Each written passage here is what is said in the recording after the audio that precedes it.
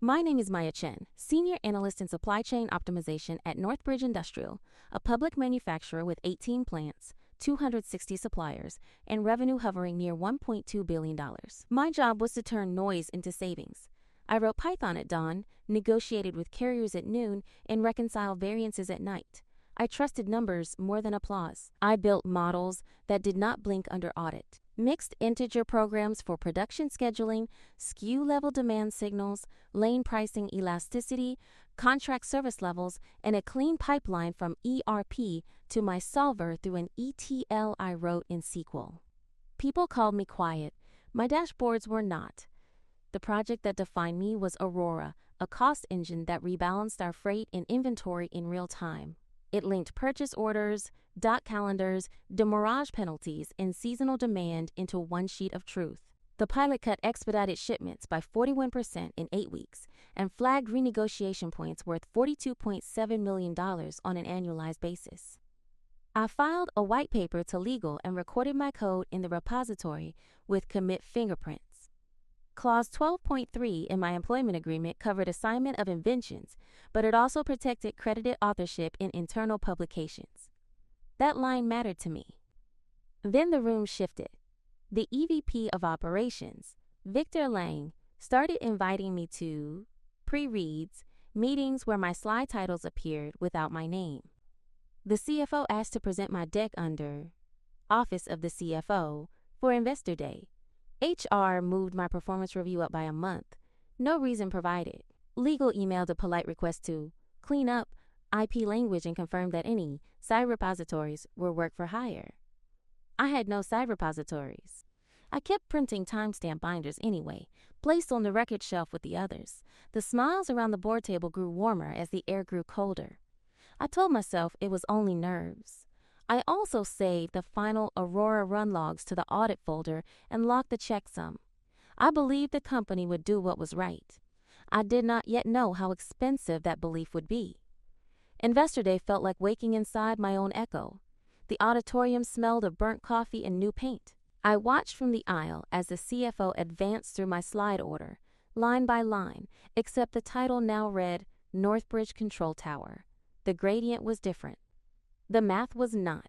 He cited a 41% reduction in expedites and a $42.7 million run rate in savings. He spoke about dynamic rebalance, lane elasticity, and supplier scorecards as if they were furniture. The audience nodded. Victor sat in the front row with the board, smiling with his whole posture. When the webcast ended, the stock lifted 3% before lunch.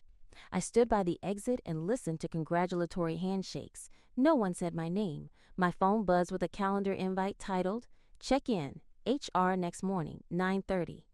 Conference Room B. The room was already arranged. A glass pitcher, 2 copies of a separation agreement and release, and a pen with the company logo. Karen Nguyen from HR thanked me for coming. Victor was there, silent at first, then briefly warm. He called it a realignment. He said the enterprise would centralize analytics in finance and outsource modeling to a strategic partner. He said my position had been made redundant. Kara explained the package. 8 weeks base pay, 2 months of health coverage, a neutral reference, return of company property, mutual non-disparagement, a reaffirmation of invention assignment, and a non-compete for 12 months that barred my work in a defined competitive set. She pointed to a paragraph titled, Acknowledgement of No Outstanding Claims. I noticed a clause that would require me to waive credit in any internal or external materials related to projects completed during employment. I asked whether this language was new. She said, legal refresh templates. I asked whether the outsourcing decision was documented. Victor said the board had been briefed. He did not offer minutes. I thought of the white paper I filed with legal, my signature on the cover. The repository commits with signed checksums. The record shelf with binders stamped and dated. I asked for time to review. Kara said I had 7 days. Victor slid a manila envelope across the table with the standard checklist. Badge, laptop, phone, and a form to certify that no confidential materials had left the building. I read the form word by word. I returned the laptop and phone, watched the intake technician wipe them, and signed. I kept my notebook with algorithm sketches and supplier maps drawn from memory. Trade secrets stayed behind. Knowledge did not. Kara walked me to my desk. The floor was quiet. A few coworkers stood without speaking. Then one reached for a hug and stopped halfway. Security met me at the elevator with a plastic box for my plants and a sweater. My badge deactivated at 10:02. The doors closed on the only job I had ever cared about. Grief showed up as silence. I drove home without the radio and set the envelope on the kitchen table like a dangerous tool. I read the agreement 3 times. I highlighted the non-compete, the waiver of credit, the confidentiality carve-outs for whistleblowing and government investigations, the covenant to cooperate in future audits. I built a timeline on a legal pad, from the first Aurora commit to the investor deck that morning. I printed the email I had sent to legal submitting the white paper. I could not keep a single line of code, but the math lived in my hands. At dusk, I called an employment attorney named Asha Patel, a referral from a friend who had left a tech firm after a similar purge. Asha listened, then asked me to send only the agreement and my offer letter. She did not want internal documents. She explained state law on restrictive covenants and the growing pressure from regulators. She reminded me that non-disparagement clauses in severance agreements could be unlawful if they chilled protected speech. She told me to breathe. We set a time for the next morning. After the call, I stood in the dark kitchen and felt a heat in my chest that I first thought was anger. It was something cleaner. It was clarity. By midnight, I had written a letter to HR that fit on 1 page. I acknowledged receipt of the agreement and the property checklist. I confirmed I would protect confidential information and trade secrets. I requested a copy of the current intellectual property policy and any amendments since my hire. I asked for written confirmation of authorship attribution for internal technical publications per the policy I had signed, and I requested that all emails and repository logs related to Aurora be preserved for the record.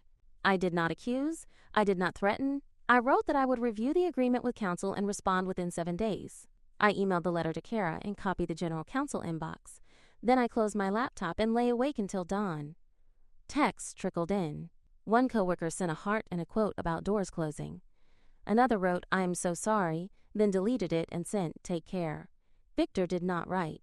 The CFO posted on the company channel about our leadership in operational analytics. I stared at the words until they blurred. I could have screamed. I brewed coffee and did not. I have always believed that the best revenge is competence. I had given them a map to savings. They had taken my compass and handed me a pen to sign away my name. I uncapped the pen anyway and wrote 2 lines in my notebook. First, a reminder that the law protects experience and skill, not stolen code. Second, a promise that I would not fight to re-enter a door that had closed. I would build another door. Then I opened a new page and wrote the only thing that let me breathe. Aurora was never a deck. It was a way of seeing. If a company could not see me, I would teach the market to see me instead. The first realization arrived quietly.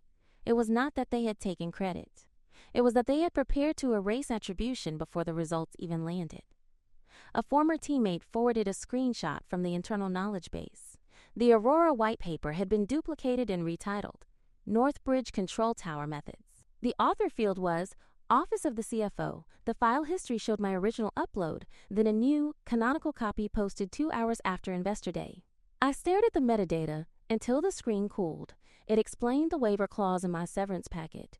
It explained the tone in the boardroom. I had not been made redundant. I had been made disposable to protect a story they needed to tell the market. That story could not include a single person who might contradict it. Asha read the agreement in detail and gave me a map with guardrails. We confirmed the non-compete was narrow on its face and fragile under our state law, which required legitimate business interests in reasonable scope. Mine barred solicitation of Northbridge customers and employment with a list of named competitors for 12 months. It did not ban me from starting a firm that used my general skills to serve companies outside that list. The invention assignment covered inventions conceived during employment and for 1 year after if they related to Northbridge business and used company equipment or confidential information. My plan would use none. She advised a clean room build, contemporaneous notebooks, and a sworn declaration that I would not use or disclose trade secrets. She would send a preservation letter reminding Northbridge to keep all Aurora emails and repository logs. She would request attribution per their policy. She would not threaten. We would be surgical. I walked through what I had, which was everything and nothing.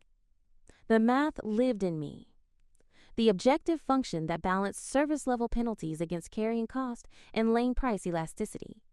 The constraint set that enforced dock capacity, tender rejection rates, and supplier minimum order quantities. The reinforcement loop that learned expedite risk from weather and dwell. None of that is protectable when rebuilt from first principles without code or data. The architecture, however, would change. I listed design choices that would diverge from Northbridge. Use OR tools for the mixed integer solver, not the commercial engine I had licensed through IT. Move from nightly batch to event-driven optimization with Kafka topics ingesting ASNs, EDI 214s, GPS pings, and purchase order updates. Replace simple static penalty curves with a financial module that prices service failures using customers' actual cost of capital. Add a reliability layer that uses survival analysis to predict supplier slippage and reroutes before purchase order. Aging turns to panic. Every page of my notebook added distance between my future and their past. Then I built a company on paper, name first, because names are a promise. I wrote Talus Dynamics and circled it. Talus is the rock that catches a mountain's fall. The product name came fast. Aster, for a small star you notice when you finally look up. I sketched a product roadmap. Week 1, import adapters and schema. Week 2, optimization kernel. Week 3, control plane UI with exceptions, not dashboards. I defined a data policy. Customers own their data. We process under a DPA. We meet SOC2 within 12 months. Our default is least privilege access. We log everything. I wrote the table of contents for a master service agreement. Definitions. Service description. SLA with credits tied to decision latency and plan accuracy. Confidentiality with mutual carve-outs for compelled disclosure. IP ownership with a license back, allowing customers to use their plans forever. Term and termination with wind-down obligations. Indemnities. Limitation of liability set at 12 months of fees, except for IP and confidentiality breaches. Dispute resolution. Venue. Governing law. Go-to-market would not be glamour. It would be trench work. I defined a design partner program for mid-market manufacturers in the $100 million to $800 million band that were too complex for spreadsheets and too neglected by the large vendors. No exclusivity. Month 1 free pilot with a performance bond I would place in escrow to prove seriousness. If Aster delivered a 10% reduction in expedites and a measurable improvement in on time in full, the pilot would convert to a 12-month subscription with a savings share on top, capped to prevent resentment. I wrote the pricing grid, platform fees scaled by site count, optional modules, and a modest share of verified savings. I wrote a one-page risk memo because risk uncovered blind spots that pitch decks hide. Single founder risk. Counterparty risk if a customer delayed data. Solver performance under noisy inputs. Cybersecurity posture before SOC2.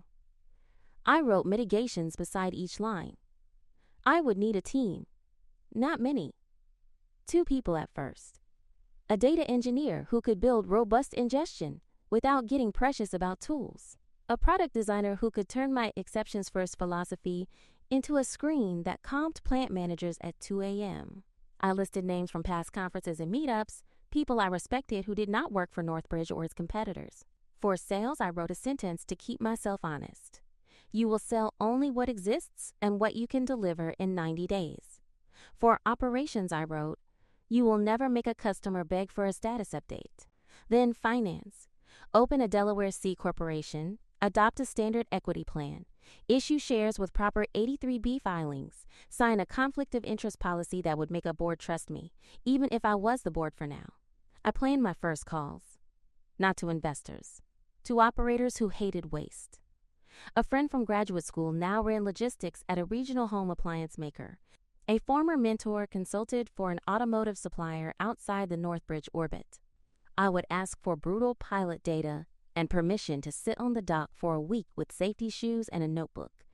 I wrote my ask script in 5 sentences. We will not promise magic. We will build a plan with your data. You will see the decision logic. You can walk away if it does not pay for itself inside 1 quarter. You own your savings. I will answer every question. When I finished the plan, it was past midnight again. Anger had drained into discipline. I looked at the word Talus and felt the floor under me harden. I printed the plan and signed it like a contract with myself. Then I opened my email and sent 2 messages. One to a state-registered agent service with instructions to incorporate Talus Dynamics in the morning. One to Asha with the subject, Clean Room Protocol, and a request for a template I would sign and keep. Before I closed the laptop, I permitted myself a single prediction. Northbridge would announce a partnership with a global integrator to scale their control tower. They would buy a brand to cover the fact that their engine had been a person. While they built committees, I would build code. I did not want revenge. I wanted a market that respected the work.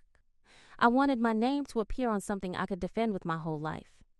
I turned off the light and slept without dreams. I filed the Delaware charter at 8 in the morning and signed my own founder stock purchase that same hour, vesting on a 4-year schedule with a 1-year cliff, and I mailed the 83B election that afternoon by certified post. I opened a bank account, drafted an equity plan with simple strike prices, and wrote contractor agreements that assigned all intellectual property to the company with clear confidentiality terms. I spun up a virtual private cloud with network isolation, created least privilege roles in the identity manager, enabled key management with hardware-backed encryption, and switched on audit logs across storage, compute, and message bus. I wrote a clean room declaration in plain language, signed it, scanned it to Asha, and pinned it above my desk. I did not touch a single file from Northbridge. I did not need to. I wrote the ingestion layer first. EDI 850, 855, 856, and 214 parsers with idempotent consumers. A topic per event. A durable offset store. Back pressure when docs flooded the stream. I stood from the desk only to stretch and returned to the kernel until night lowered into a quiet that felt like consent. I hired carefully.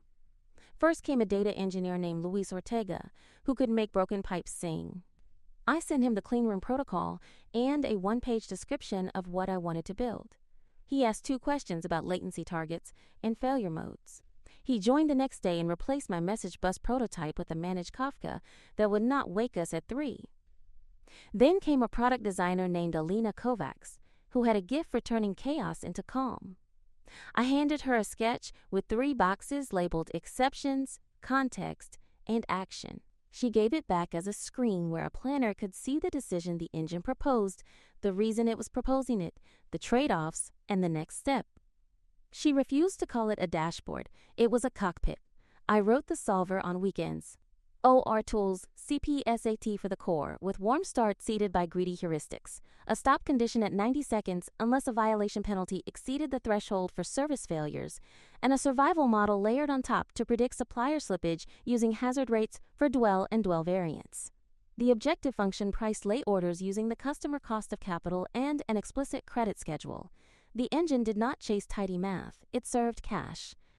The first plant opened its doors before dawn.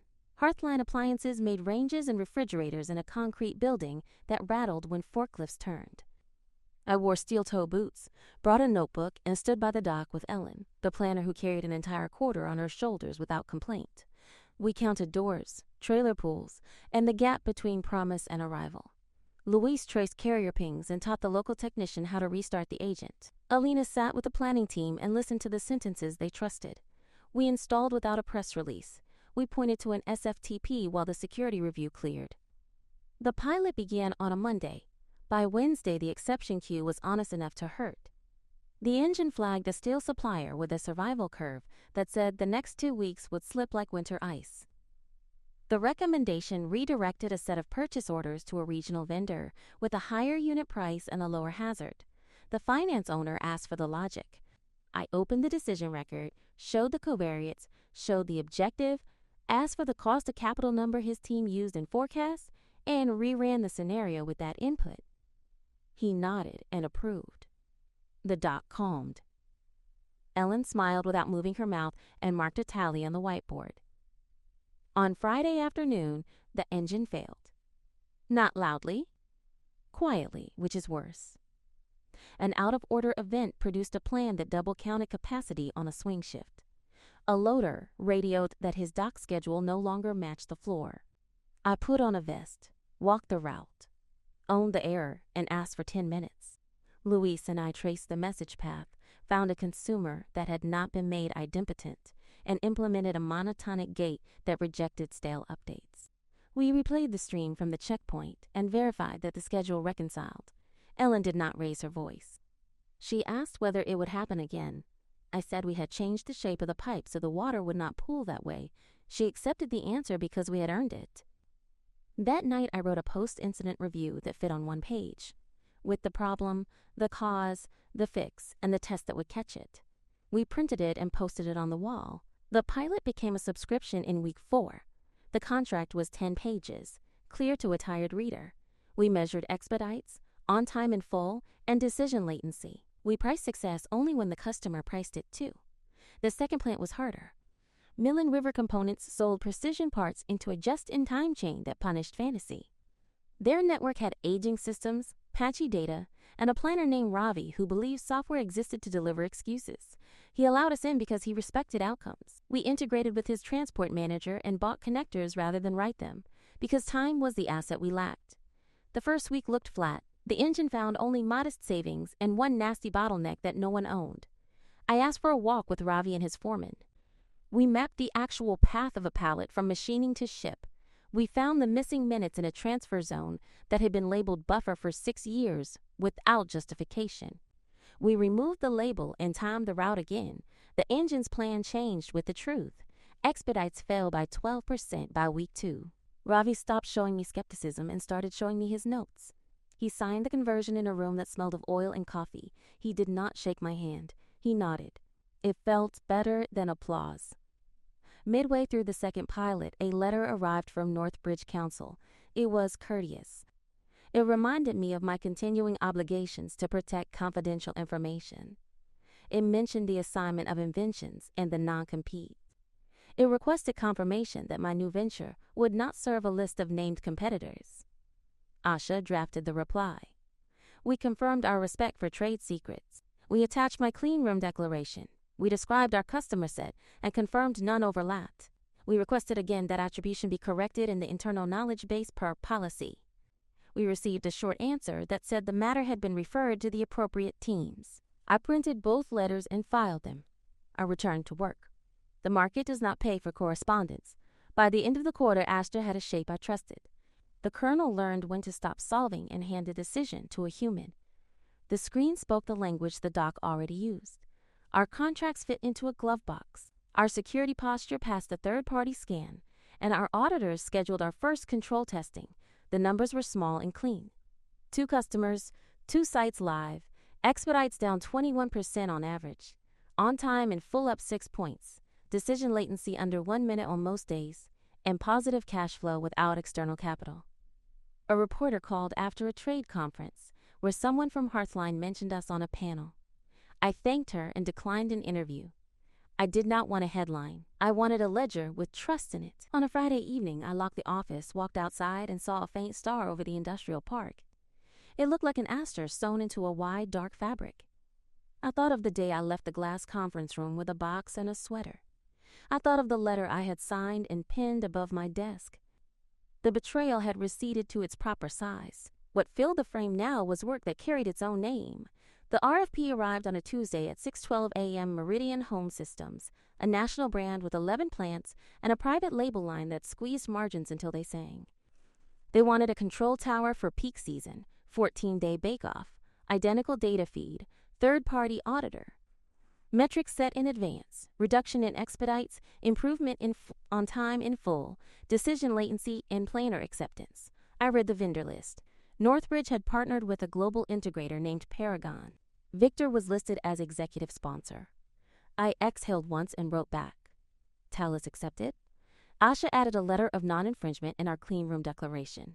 We proposed a protocol addendum to lock in equal access and audit rights. Meridian signed without edits. They cared only about results. Day 1 began in a bright room with bad coffee. Meridian CIO read the rules. A single SFTP feed with purchase orders, ASNs, EDI 214s, GPS pings, plant calendars, and historical service level penalties. A change window at 6 p.m. No exceptions. An auditor from Rycroft Analytics would shadow both teams and record times. We configured our topics and set a decision latency SLO of 60 seconds. Paragon set 5 minutes. I did not comment. I put on a badge, met the planners, and took a seat by the dock. Our screen showed exceptions, reasons, and actions. It did not blink. The storm hit on day 3. A late-season front stalled over the upper Midwest and turned lanes into rumor. Meridian's expedite budget bled on the whiteboard. Our survival model flagged a vendor near Lake Superior with a hazard rate that spiked off the chart. The recommendation shifted 3 purchase orders to a supplier 2 states south with a higher unit price but lower slippage risk, and balanced the dock by pulling forward a low mix SKU to fill a gap that would otherwise burn crew hours. The finance owner asked how we priced the trade. I pointed to the objective function, showed the cost of capital Meridian had given us, and opened the decision record. He nodded and signed. Our solver RE optimized in 52 seconds. The screen changed. Forklifts moved like the sentence had been rewritten in a different tense. Across the hall, Paragon's display showed green for too long. Planners whispered, then called a manual override. Their plan had double-counted a swing shift due to late clock punches. Decision latency climbed past 18 minutes. The auditor wrote the number on his sheet without expression. Victor entered the room mid-morning with a trimmed smile and a folder. He asked the CIO for 5 minutes alone. He did not get them. The CIO kept the door open. Victor placed a letter on the table addressed to me, a cease and desist. It alleged misappropriation of confidential methodologies and demanded we withdraw from the bake-off. Asha read it by phone in 30 seconds and asked for a photograph. She told me to say only this: Thales respects trade secrets. We are operating under a clean room protocol. The RFP's audit provision remains in force, and any dispute should be addressed to counsel. I repeated the sentence. The CIO looked at Victor and asked whether Northbridge intended to withdraw. Victor said no. The auditor dated the letter and placed it in the file. The bake-off continued. The storm dragged the week into a test that no spreadsheet could fake. We added a reliability feature on the fly, a soft constraint that favored plans with lower variance in dock utilization. Luis wrote the change in the branch. We ran unit tests and deployed during the change window with a rollback ready. The next morning, the queue no longer lurched. Alina moved a small element on the screen so that the reason code sat next to the action. A planner named Tasha, who had not smiled at me once all week, tapped the new element, read the explanation, and whispered, "Finally." Paragon chased their own tail. They were not incompetent. They were heavy. Every exception became a meeting. Every meeting produced a slide. On day 10, the numbers settled enough to print. The auditor read results aloud. Expedites down 39% with Thales, 12% with Paragon. On time and full up 8 points with Thales, 1 point with Paragon. Decision latency 58 seconds median for Thales, 9 minutes for Paragon. Planner acceptance measured by executed recommendations at 84% with Thales, 31% with Paragon. The finance owner modeled annualized savings at $6.8 million under Thales assumptions and $2.1 million under Paragon's. The CIO thanked both teams and asked for commercial terms. I slid a 10-page master service agreement across the table. It included an SLA with credits tied to decision latency and plan accuracy, a data processing addendum, mutual confidentiality, and a clear IP clause. Customers own their data and their plans. The fees were a platform subscription scaled by site count with a capped savings share. There were no surprises. Paragon asked for 30 days to align global rates. Meridian gave them 90 minutes to match the SLA. They could not. The CIO signed our MSA at 4:26 p.m. The room emptied with the sound of chairs. Tasha walked over and shook my hand. Her grip was light and final. I went outside and called Asha. She said, "Well done," and then was quiet while I listened to the wind. The consequences arrived with the precision of an invoice. Meridian issued a press release that named Thales as its control tower partner. Trade media picked it up. 4 inbound calls followed within a week. 2 from mid-market manufacturers who had seen our numbers. 2 from private equity operators who understood what happens when decision latency falls under a minute. We closed a seed round led by an operator fund that had rebuilt 2 industrial companies in the last decade. They took a small stake and added weight to our board. We kept control. The valuation passed a threshold that used to live in my imagination. I signed the documents and slept that night like the contract had been registered with my own pulse. Northbridge issued an 8K announcing a review of operational reporting and the departure of the CFO. Victor left 2 weeks later to pursue other opportunities. The board appointed an interim operations head and quietly removed the control tower slide from their roadshow. I did not celebrate. I read the filing and placed it in a folder with the letters. I asked Asha to send one more note to legal, polite, and final, attaching Meridian's public release and our clean room declaration, and again requesting correction of my authorship in the internal knowledge base. 2 days later, a former teammate sent a screenshot. The author field on the original white paper now read, M. Chin, Operations Analytics. There was no apology. There was a name. It was enough. I saw Victor once more at a conference in Chicago. He stopped near the coffee and looked at my badge like it had been printed in the wrong font. He said I had cost the company. I said the market price truth. He asked if I was proud. I said I was responsible. He opened his mouth, then closed it. He walked away without coffee. I stood alone for a minute and then went back to a panel where Tasha described how her team no longer lived in panic.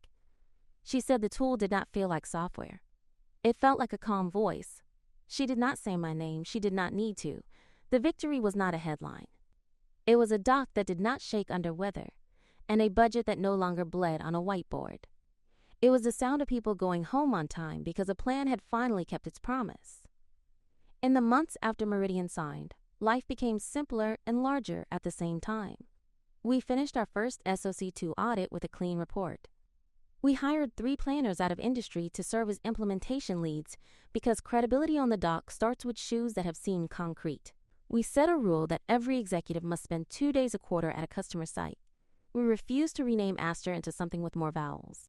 We wrote an attribution policy into our own handbook that would outlive me.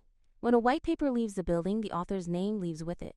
When a customer speaks about results, the team who did the work is in the room. There is a photograph at our office of Ellen and Tasha standing by a board that has no frantic marks on it. The caption is 3 words. This is dignity. I learned that revenge is a poor architect. It is loud and imprecise. Discipline builds better structures. The work that saved me was not a speech. It was a list with dates. It was a clean room declaration pinned to a wall. It was a contract that a tired planner could read in a break room. It was the decision to ship only what was true. I once believed that justice needed a witness. It does, but the right witnesses are numbers that survive audit, letters written in calm ink, and names placed where they belong.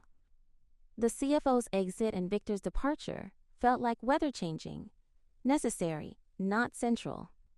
The center was a product that honored reality and a practice that protected the names of the people who wrote it. I also learned that competence is not enough. People need respect more than models. Aster succeeded because it explained itself. Our screen says not only what to do, but why. The why invites trust. It disarms ego. It gives a planner permission to accept a machine suggestion without feeling erased. In one meeting, a plant lead said, "This tool does not talk down to us." That sentence became a requirement. If an interface begins to posture, we remove the posture. If a clause reads like a trap, we replace it. The market forgives latency. It does not forgive contempt. Sometimes I drive past the Northbridge campus. The glass looks the same from the road. Inside, no doubt, new slides are being rehearsed. I do not feel small in the shadow of that building anymore. I feel precise. There was a season when my name went missing from a paper, and it hurt like a stolen breath. Then it returned in the author field, quiet and factual. That was the last page of one story. The new story is not about them. It is about customers who leave work on time. It is about a team that signs its own names on commit messages and incident reviews. It is about building a company that does not need heroes because it has systems that protect ordinary courage. Young analysts write to ask for advice. I tell them 4 things. Keep contemporaneous notes. Credit others in public. Claim your own work in writing and keep copies of the policy that says you should. Learn the law around what you owe and what you own. Refuse work that demands you misstate a number. Never negotiate against your own name. If a door closes in a narrow hallway, do not throw yourself at the hinges. Go outside and build another door where the light is. Bring others through it. Lock it only against cynicism. The moral I promise is simple and durable. Respect is not a courtesy. It is a control. Companies that minimize it leak judgment until they leak money. Leaders who hoard credit eventually stand alone in rooms that echo.